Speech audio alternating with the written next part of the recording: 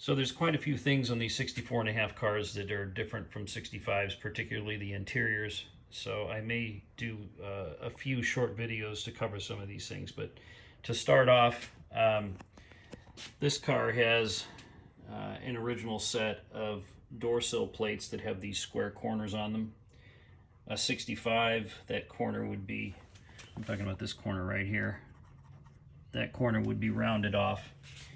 And typically the sill plate is a little shinier on a 65. Now there's variations in this, you know, due to the anodizing process that they were using at the time and the variations in that. But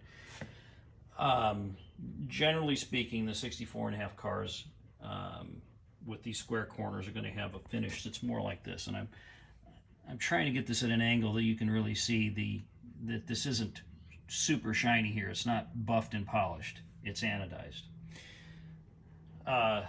Moving on to the door panels. The door panels are very thin, and these sort of quilted parts are much flatter than on a later 65 car. I actually have another set of 65 door panels I could compare them to if I'd been prepared before I did this. But one of the other features of this time period are these plastic knobs, which are color keyed to the interior very shortly after.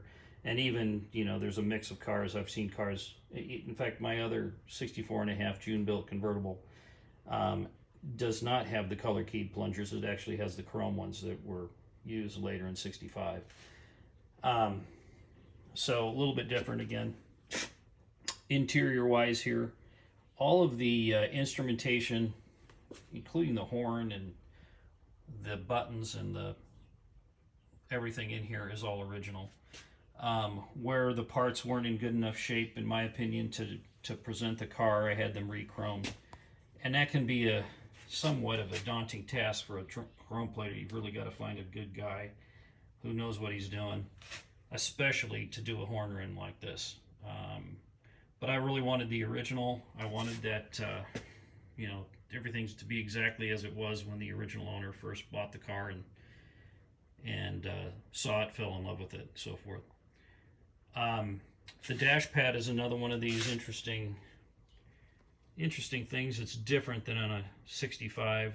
The grain is different than the traditional Sierra grain that we see on, you know, the seats and everything. You sort of get a flare for what Sierra, that's Sierra grain there.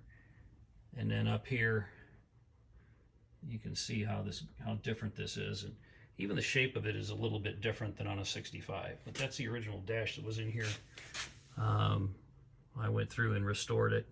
It was in pretty good shape to begin with. But anyway, those are a few things. We'll get into some more in later videos.